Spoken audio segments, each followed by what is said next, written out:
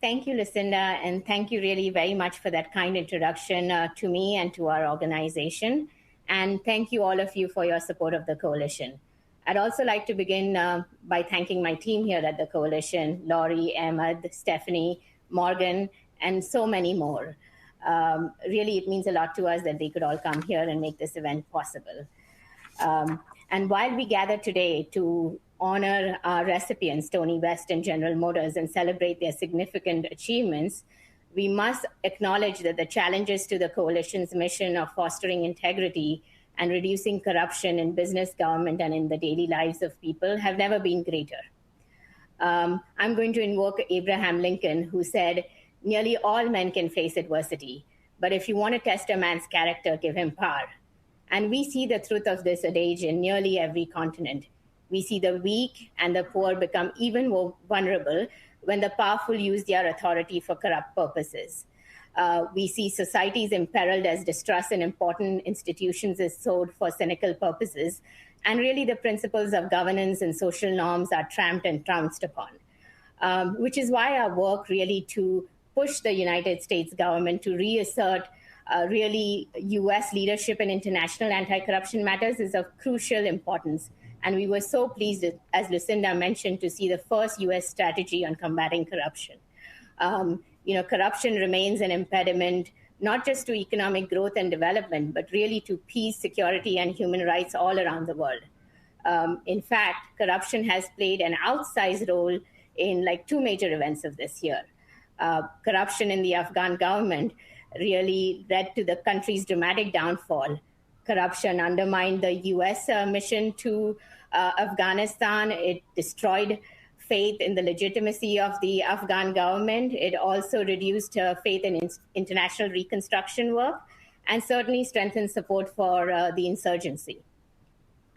And Russia's invasion of Ukraine and really the unforgivable attacks on civilian targets prove once again that when we ignore anti-corruption, we also actually ignore our own strategic and national security goals.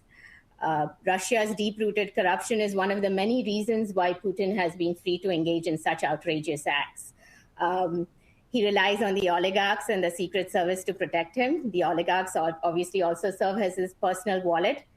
But for far too long, they've really enjoyed a life of luxury off of ill-gotten wealth and really use that to live freely and buy properties and high-end art in New York and London.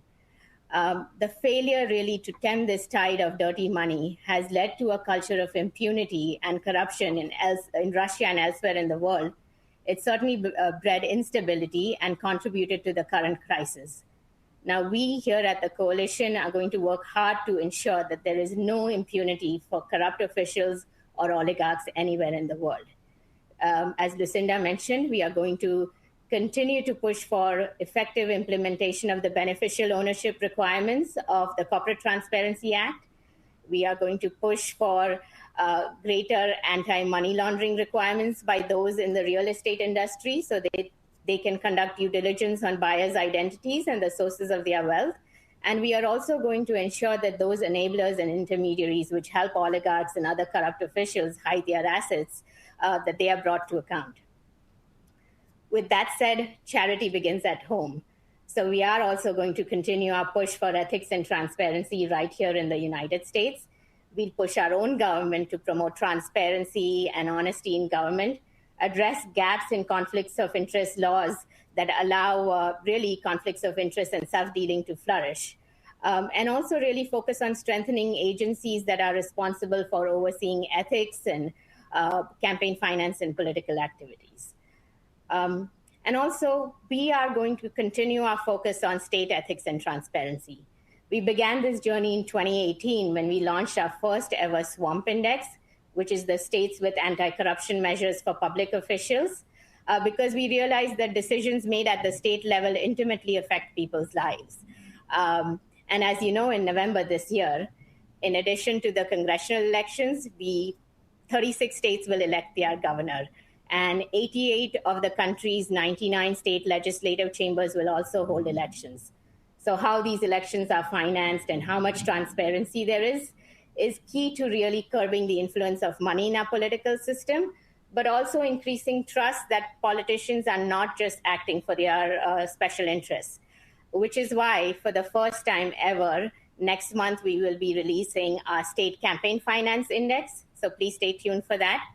Um, and my final thoughts are we at the coalition really, really value the work done by the private sector in raising anti corruption and integrity standards. And really, we applaud all companies that are making positive contributions to society.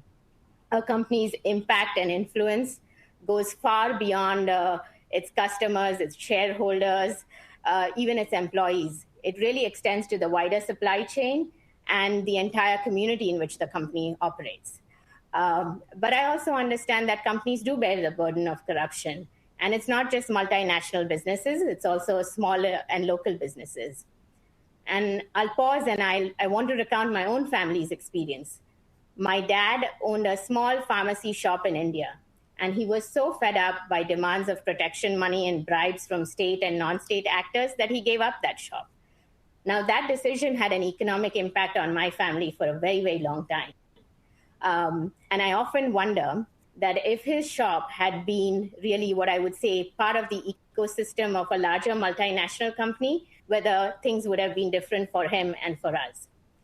Which is why here at the coalition, we are really going to continue our work to support companies who are working on raising integrity standards and really anti corruption compliance. We are going to continue our corporate forum, which really is used by compliance officers to benchmark their program against each other and to discuss emerging issues.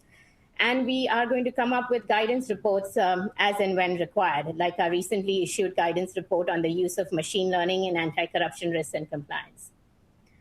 And my final thoughts are that our mission has never been clearer or more important. Throughout the world, we see societies and even entire nations beset by a culture of corruption and opacity. And in the face of all these challenges, many can become immobilized and really feel hopeless. But if we succumb to cynicism, we ignore not just the lessons of history, but our own duty. I'm reminded of Eleanor Roosevelt's words in her book, Tomorrow is Now. She said, in the final analysis, a democratic government represents the sum total of courage and integrity of its individuals. It cannot be more than that.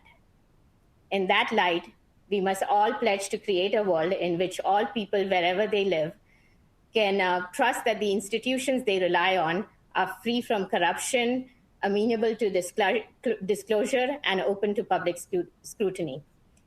And I want to thank you all for your support to us in our quest to promote these ideals throughout the world. We are really grateful for and humbled by your support. So thank you once again.